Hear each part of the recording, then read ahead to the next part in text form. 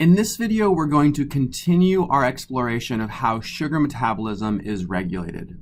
So in this video, we're specifically going to look at how the two hormones, glucagon and insulin, can influence the metabolic activity of gluconeogenesis and glycolysis. And remember, we've said that the two key enzymes in regulating these pathways are PFK and FBPase.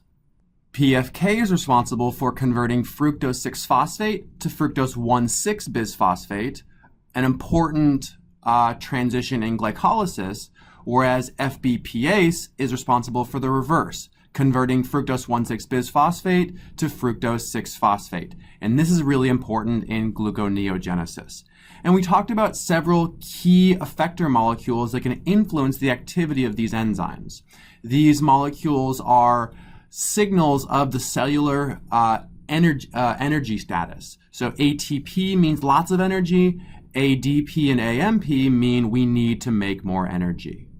But as it turns out, there's one more really important molecule present in cells that can influence the activity of FBPase and PFK, and that's fructose 2,6-bisphosphate. This is a molecule that might sound really familiar, right? So it might sound really similar to fructose 1,6-bisphosphate. And that molecule should sound familiar for many reasons, one of which it's part of the glycolysis pathway. So the only difference between fructose 1,6-bisphosphate and fructose 2,6-bisphosphate is the location of that second phosphate.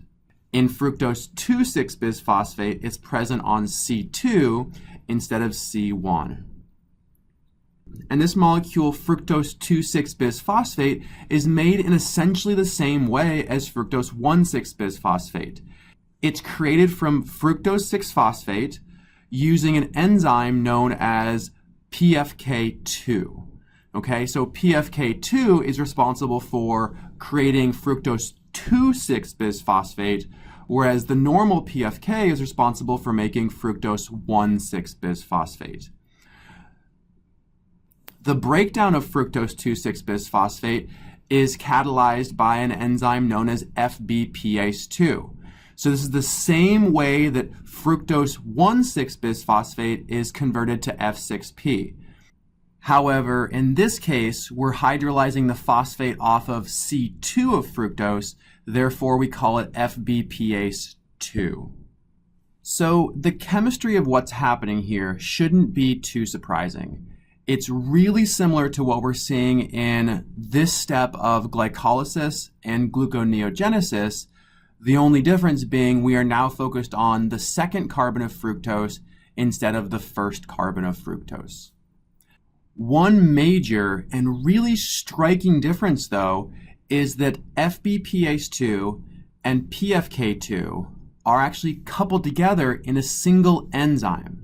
So one enzyme has both of these two activities. And kind of the most remarkable part of this is that only one of the activities is active at any time. So the enzyme can switch between actively converting fructose 6-phosphate into fructose 2,6-bisphosphate, and upon phosphorylation, it will reverse. That PFK2 subunit becomes inactive, but the FBPase2 subunit actually becomes active. And the only thing that needs to happen is the enzyme needs to get phosphorylated to make this switch. Okay, and this feature is absolutely central into understanding how insulin and glucagon can influence the activity of glycolysis and gluconeogenesis. So we learned at the beginning of this video that when fructose 2,6-bisphosphate is present, it inactivates FBPase, which will prevent gluconeogenesis from being active. It will also activate phosphofructokinase, which will activate glycolysis. Okay? And remembering this is important in understanding how glucagon and insulin function. So let's go ahead and see how those two hormones work into this. So as we saw in a previous video, one of the outcomes of insulin is activating PP1. PP1 is a phosphatase that can dephosphorylate our PFK2 FBPase2 complex. This activates the PFK2 activity, which in turn will create fructose 2,6-bisphosphate. Okay? Glucagon, on the other hand, we know that it will create the secondary messenger cyclic AMP, which activates protein kinase A. An active protein kinase A will phosphorylate our complex, which activates the FBPase2 activity, which will then break down fructose 2,6-bisphosphate. Okay, and if we look at this just in the context of insulin, we can easily see which parts of this pathway are active and why it has the ultimate outcome of activating glycolysis. This should make sense to you because insulin is the hormone that signals excess blood sugar, so we need to bring that sugar into the cell and do something with it. One of the things that can be done with it is using it to make energy for the cell.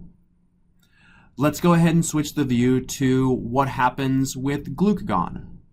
So with glucagon around, we have an active protein kinase A, which activates the FBPase2 activity of our enzyme complex. This means that we're breaking down the fructose 2,6-bisphosphate, and by doing so, we prevent glycolysis from being activated, and instead we have an active gluconeogenesis. This should make sense because glucagon is the hormone that signals low blood sugar. And if we have low blood sugar, we don't want to use cellular glucose to make more energy. Instead, we want to perhaps create more glucose so that we can send that glucose to the brain so that the body can continue living. Before finishing this section of the class, I want to leave you with a couple thoughts. What we covered is just a very general overview of how metabolic pathways can respond to either signals in the cell or extracellular signals. One of the most remarkable things about metabolism is that there are these types of control features built into every single metabolic pathway. They can be turned on or off in response to some sort of a cellular stressor.